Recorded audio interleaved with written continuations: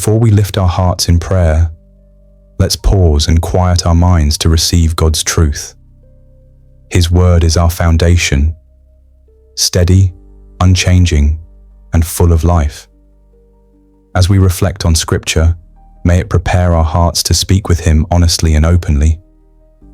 The quietness of this moment allows us to shed the distractions of the world and focus wholly on the presence of our Creator. My dear friends, Psalm 27 verse 10 reminds us that even when those closest to us may abandon us, our Heavenly Father remains faithful. It says, "Though my father and mother forsake me, the Lord will receive me." This powerful truth invites us to open our hearts to the perfect love Jesus offers us. I encourage you today to embrace Christ as your Lord and Savior. Welcome the Holy Spirit as your comforter, counselor, and teacher. Allow the Word of God to become the governing authority in every aspect of your life. There is a profound difference between knowing about God and truly knowing Him intimately.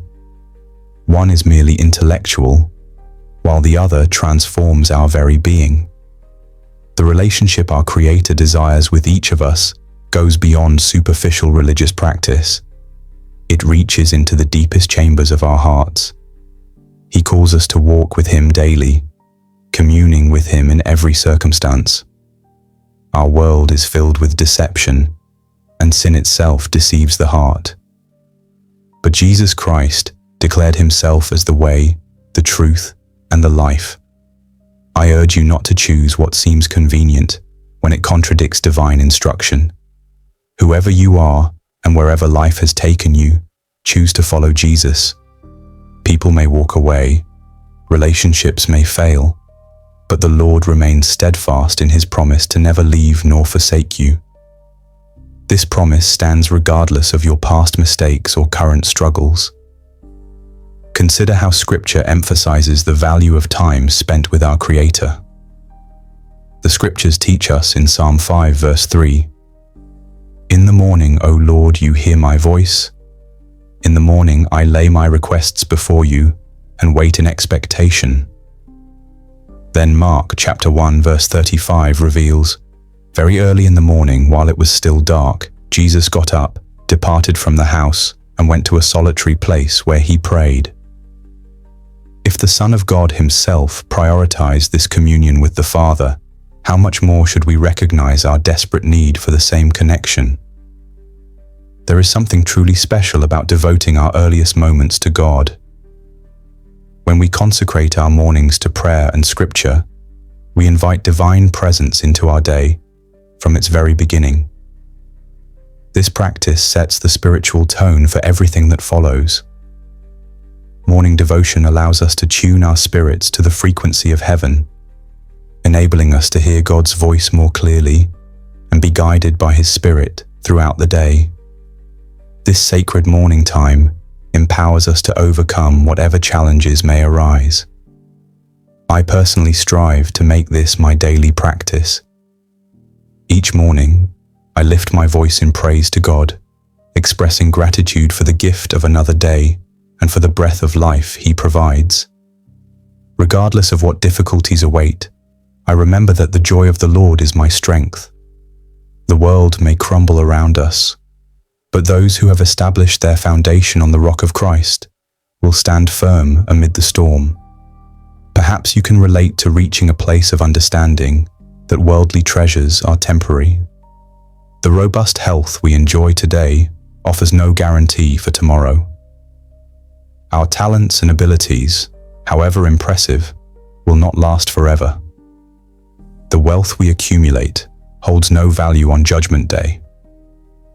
Everything material in this world will eventually perish. No matter how diligently we strive to protect our earthly possessions, time eventually claims them all. Solomon, considered the wisest man who ever lived, pursued knowledge, wealth, pleasure, and accomplishment, yet concluded it was all meaningless apart from God. In Ecclesiastes chapter 2 verse 11, he reflects, "Yet when I surveyed all that my hands had done and what I had toiled to achieve, everything was meaningless, a chasing after the wind." Nothing was gained under the sun. His profound conclusion was that fearing God and keeping His commandments is humanity's entire duty. But take heart. I have discovered something far greater than anything this earth offers. What endures is Jesus Christ. What lasts is God's perfect love. What remains unshaken are His promises. What stands forever is His word. This is why I have positioned the cross before me and left the world behind. Jesus stands before me, and the world fades in comparison. When we embrace this perspective, our priorities naturally shift. No longer do we pursue success as defined by cultural standards, but rather we measure our lives by faithfulness to God's calling. Matthew 22 verses 37 and 38 offers this profound instruction. Love the Lord your God with all your heart, with all your soul, and with all your mind. This is the first and greatest commandment. The second resembles it. Love your neighbor as yourself. We cannot serve two masters simultaneously. Either we will despise one and love the other, or we will be devoted to one and reject the other. We simply cannot serve both God and worldly possessions, fame, status, or whatever else might compete for our highest affection. The pathway of discipleship demands denying ourselves, taking up our cross daily, and following Jesus wherever He leads. This journey requires genuine sacrifice and consistent surrender, not as a burden, but as a privilege. The narrow road may not promise comfort or popularity, but it guarantees the presence of our Savior every step of the way. And ultimately, isn't His presence what our souls most deeply crave? With our focus firmly fixed on Jesus Christ, making Him the priority of each day, let us approach the throne of grace together in prayer. Heavenly Father, You alone deserve our daily adoration and praise. Ignite within us a passionate desire to seek Your presence each day. Create in us a hunger for Your presence, Lord. May our first thoughts upon waking and our final reflections before sleeping be centered on You. I submit myself completely to Your divine will and align my spirit with Your purpose for my life.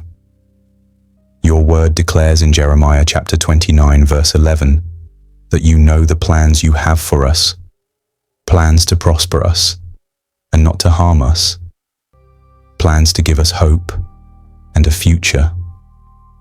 Lord, open our ears to be sensitive and receptive to Your voice. I pray that Your word would never depart from my lips, but rather that I would meditate upon it day and night, carefully following all Your instructions. Holy Spirit, help us continually seek heavenly things where Christ sits at the right hand of God. Enable us to set our minds on things above rather than earthly matters that hold only temporary value. As Colossians chapter 3 verses 1 and 2 instructs us, since we have been raised with Christ, we must set our hearts on things above. We recognize, Lord, that even to maintain this spiritual focus requires Your supernatural strength. Jesus, You are the source of our strength, empowering us to overcome the enemy. You lead us into victory over sin and temptation. You promised in Scripture that in the last days, You would pour out Your Spirit upon all flesh. So I invite Your presence, Holy Spirit, to surround me completely and fill me to overflowing. As we face trials and tribulations in this world, remind us of Your words in John chapter 16 verse 33, where You assured us that though we would face trouble in this world, we could take heart because You have overcome the world. Holy Spirit, help me grasp and experience all God's promises, promises of peace beyond understanding, of soundness of mind, of divine protection. Move within me, walk beside me, speak clearly to me, and be that gentle voice guiding my every step. In a world filled with competing voices and constant noise, I need Your guidance more than ever. Teach me to recognize Your voice above all others, as Jesus described in John chapter 10, verse 27, when he said his sheep hear his voice and he knows them, and they follow him. Lord Jesus, you remain ever faithful as my refuge and shelter. I ask now for your protection and covering over my life and my family. You faithfully deliver those who trust in you, so I cast all my anxieties and concerns into your capable hands. I surrender everything to you, knowing you neither slumber nor sleep. There is truly none like you, my God. Psalm 91 offers such beautiful promises of divine protection, declaring that those who dwell in the shelter of the Most High will rest in the shadow of the Almighty. Father, I desire to grow more like you each day.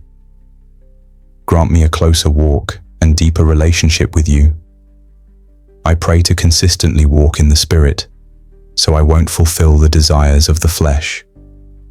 Help me live by faith rather than sight, conducting myself in a manner that honors and pleases you. Transform me by the renewing of my mind, as Romans chapter 12 verse 2 instructs, so that I may test and approve what your will is, your good, pleasing and perfect will. With hands lifted high and heart bowed low, I thank you for your grace, mercy and unfailing love. Even amid chaos and trouble, grant me your perfect peace. May my heart remain fearless, knowing you are a consuming fire, and that greater is he who lives in me than he who is in the world. Though life grows turbulent, my soul remains unshaken, because you are the way maker. When mountains seem impossible to move and seas impossible to cross, I remember that you are the God who specializes in making a way where there seems to be no way.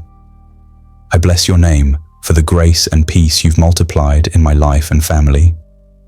I'm eternally grateful for the transforming power of your love.